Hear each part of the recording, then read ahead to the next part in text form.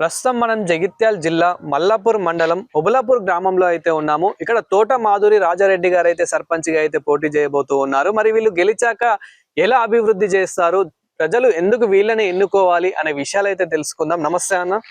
నమస్తే అమ్మ. తోట మాధురి రాజారెడ్డి అని మేము గ్రామ ప్రజలందరికీ నమస్కారం.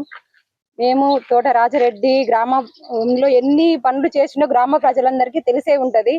ప్రతి వాడకు రిగ్గులు, సీసీ రోడ్లు ఎన్నో రకాలుగా అభివృద్ధి పనులు చేసిండు, అందరికీ తెలిసే ఉంటది. పింఛన్లు ఎన్నో రకాలు చేసిండు. చిన్న పెద్ద ఎవరు పిలిచినా కానీ తప్పనిసరిగా వెళ్ళి పనులు చేసిండు.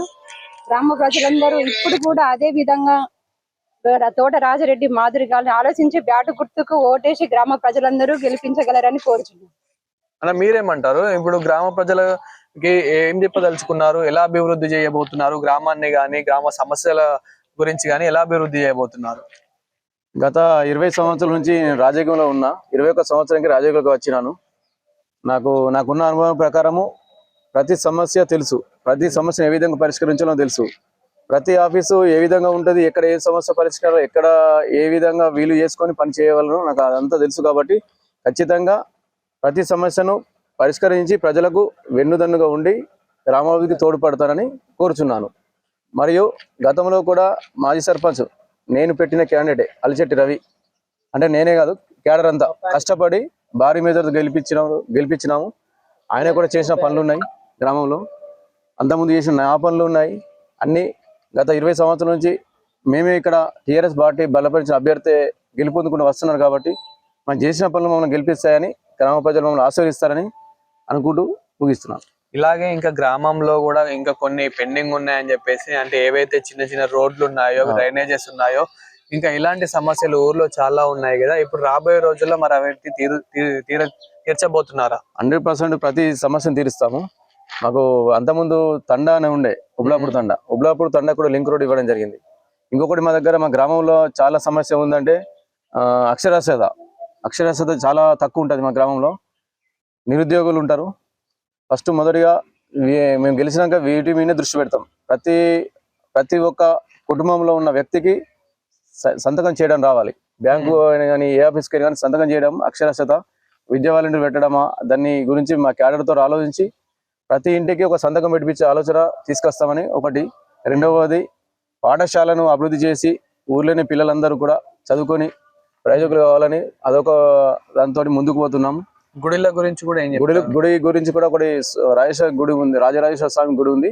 దానికి కూడా ఖర్చు ఆల్రెడీ ఎండోమెంట్ లో 12,50,000 రూపాయలు ఉన్నాయి. కాకపోతే అక్కడ డి గారు ఏం చేసినారు, ఇంకో 10 లక్షలు మీరు ఊరి మీకలు పెట్టుకుంటే అయిపోతుంది అనుకున్నారు. కాకపోతే డబ్బులు ఎవరు సమర్చుకోలేక అది అట్లనే పెండింగ్ గా ఉంది. డబ్బులు మాత్రం 8 సంవత్సరాల నుంచి అట్లనే ఉన్నాయి అకౌంట్ లో. దాన్ని కూడా ముందుకు వచ్చి గుడి కూడా అందరి గ్రామ ప్రజల సహకారంతో కూడా గుడి నిర్మించుకుంటామని చెప్పి గ్రామ ప్రజలకు. చాలా మందికి ఇంకా పెన్షన్స్ రావట్లేవు అని చెప్పేసి, ఇంకా ఇలాంటి సమస్యలు అయితే ఉన్నాయి, రేషన్ కార్డు రావట్లేదు అని చెప్పేసి. సో వాళ్ళ సమస్యల గురించి కూడా ఏం చెప్తారు? వాస్తవంగా పెన్షన్లు ఇచ్చిందంటే కేసీఆర్ ప్రభుత్వం. ఇప్పుడు ఒక 10 సంవత్సరాల నుంచి కేసీఆర్ ప్రభుత్వమే 1000 నుంచి 2000 చేసింది. హ్యాండిక్యాప్లకు 1500 నుంచి 4000 చేసింది. ఈ రేవంత్ రెడ్డి సర్కార్ వచ్చి 2 సంవత్సరాలు అయిపోయినా కానీ ఒక్క పెన్షన్ ఇవ్వలేదు. ఇంకొక గమ్మత్ విషయం ఏమిటంటే, కేసీఆర్ హయాంలో భర్త చనిపోతే భార్యకి వెంటనే పెన్షన్ ఇచ్చినాం. కాకపోతే ఈ 2 సంవత్సరాల నుంచి ఇప్పుడు రేవంత్ రెడ్డి సర్కార్లో భార్య చనిపోతే భర్తకు పెన్షన్ పెట్టే స్థితిలో లేదు. మేము గ్రామంలో ప్రజల దగ్గరికి పోతే నాకు పెన్షన్ లేదనేది బాగా ఇబ్బంది అవుతుంది. అది మేము చేసేది కాదు కదా, ప్రభుత్వం జీవో జారీ చేసి వెంటనే వాళ్ళకు ఇస్తే ఈ సమస్య ఉండబోవు. కాబట్టి రేవంత్ సర్కారు ఇచ్చిన హామీలన్నీ నిలబెట్టుకోలేదు. తులం బంగారం అన్నాడు, తులం బంగారం ఇయ్యలే. వాస్తవంగా నిరుద్యోగ యువకులకు ఒక 1 year లోపలనే 2 లక్షల ఉద్యోగాలు ఇస్తున్నాడు, అది ఇవ్వలే. ప్రజలందరికీ తెలుసు. రుణమాఫీ కూడా పూర్తిగా 2 లక్షలు చేస్తానే అది చేయలే. అన్ని హామీలన్నీ తుంగల దొక్కిండ్లు. ప్రజలకు కూడా అన్ని ఆలోచించుకొని కేసీఆర్ ఉంటేనే తండ్రి రాజు లెక్క అన్ని పరిపాలించిండు. అడగక ముందే ఇచ్చిన గనుడు కేసీఆర్ దేవుడు. ఇప్పుడు మీకు వచ్చిన గుర్తు ఏంటి?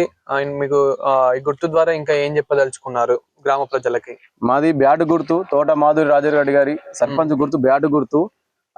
మొదటి నుంచి 3వ వరుస క్రమ సంఖ్యలో బ్యాటు గుర్తు ఉంది.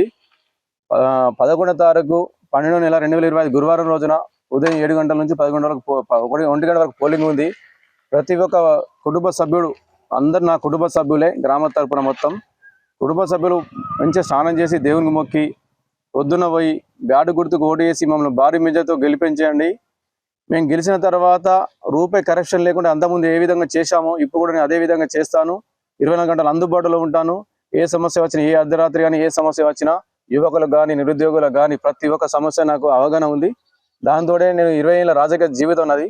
2006 నుంచి రాజకీయ జీవితంలో ఉన్నాను కనుక నాకు అనుభవం ఉంది కాబట్టి అన్ని రకాల సమస్యలు పరిష్కరిస్తారని గ్రామ ప్రజలకు హామీ ఇస్తున్నాను.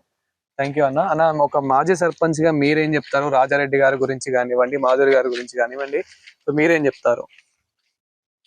పోయినా సరే పీరియడ్ ఇలా మా రాజారెడ్డి బావనే చాలా మెజార్టీతో వీళ్ళందరూ కలిసి నన్ను గెలిపించడం జరిగింది.